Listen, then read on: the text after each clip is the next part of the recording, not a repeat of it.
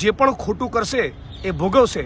એ રાજકુમાર પાંડ્યન હોય, નેહા કુમારી હોય કે જિગ્નેશ મેવાણી હોય, જેને સત્તાનો ખૂબ ઘમંડ છે, ઉચ્ચ આઈપીએસ અધિકારી હોવાનો જેનો બહુ પાવર છે અને જેના છેડા ગાંધીનગરના દિલ્હીમાં બહુ મજબૂત છે, એવા રાજકુમાર પાંડ્યને ભાઈ શ્રી હિતેન્દ્ર પીઠડિયા અને મારું અપમાન કરવાની જે કોશિશ કરી હતી, એના પગલે ગુજરાતના દલિત સંગઠનોએ પોતાની એકતાના તાકાતનો પરિચય કરાવ્યો અને એનું પરિણામ ગઈકાલે એ આવ્યું કે આ રાજકુમાર પાંડ્યને સીઆઈડી ક્રાઇમ માટે ખસેડીને એને લો એન્ડ ઓર્ડરના એડીજીપી તરીકે મૂકી દેવામાં આવ્યા છે। મહીસાગરના કલેક્ટર નેહા કુમારીએ જે પ્રમાણે દલિત આદિવાસી ઓબીસી સમાજનું અપમાન કર્યું, એની પણ ટ્રાન્સફર થશે, એને પણ સસ્પેન્ડ કરાવવાની છે અને એની સામે ગુનો પણ દાખલ કરાવવાનો છે।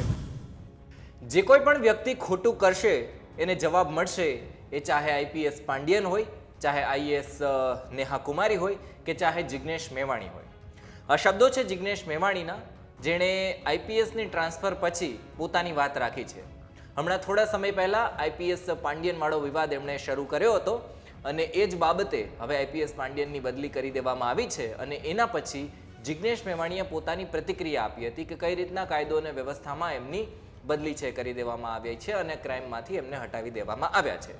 આ વિષય ઉપર એમણે શું કહ્યું, નેહા કુમારી વિશે પણ એમણે શું કહ્યું, તમામ વિગતો એમની પાસેથી સાંભળીએ। ગુજરાતના તમામ ન્યાયપ્રિય લોકો, સંવિધાન પ્રેમી લોકો અને ખાસ કરીને ગુજરાતના 50 લાખ દલિતોને ખૂબ અભિનંદન, જેને સત્તાનો ખૂબ ઘમંડ છે, ઉચ્ચ આઈપીએસ અધિકારી હોવાનો જેનો બહુ પાવર છે અને જેના છેડા ગાંધીનગરના દિલ્હીમાં બહુ મજબૂત છે, એવા રાજકુમાર પાંડ્યને ભાઈ શ્રી હિતેન્દ્ર પીઠડિયા અને મારું અપમાન કરવાની જે કોશિશ કરી હતી, એના પગલે ગુજરાતના દલિત સંગઠનોએ પોતાની એકતાના તાકાતનો પરિચય કરાવ્યો અને એનું પરિણામ ગઈકાલે એ આવ્યું કે આ રાજકુમાર પાંડ્યને સીઆઈડી ક્રાઇમ માટે ખસેડીને એને લો એન્ડ ઓર્ડરના એડીજીપી તરીકે મૂકી દેવામાં આવ્યા છે। આ એક સફળતા છે અને હવે વારો નેહા કુમારીનો છે। મહીસાગરના કલેક્ટર નેહા કુમારીએ જે પ્રમાણે દલિત આદિવાસી ઓબીસી સમાજનું અપમાન કર્યું, એની પણ ટ્રાન્સફર થશે, એને પણ સસ્પેન્ડ કરાવવાની છે અને એની સામે ગુનો પણ દાખલ કરાવવાનો છે। એટલે રાજકુમાર પાંડ્યનની સામે જે પગલાં ભરવામાં આવ્યા, એના મૂળમાં દલિત સમાજના સંગઠનો અને કોંગ્રેસ પક્ષના જે સાથીઓએ પોતાની એકતાના તાકાત બતાવી, એનો રોલ છે। આપ તમામ લોકોને અભિનંદન પાઠવું છું અને સમગ્ર ગુજરાતના લોકોને કહેવા માગું છું કે કોઈ પણ નેતા, મંત્રી કે અધિકારીઓ તમારું સન્માન ન જાળવે તો ચોક્કસ અમારો સંપર્ક કરો।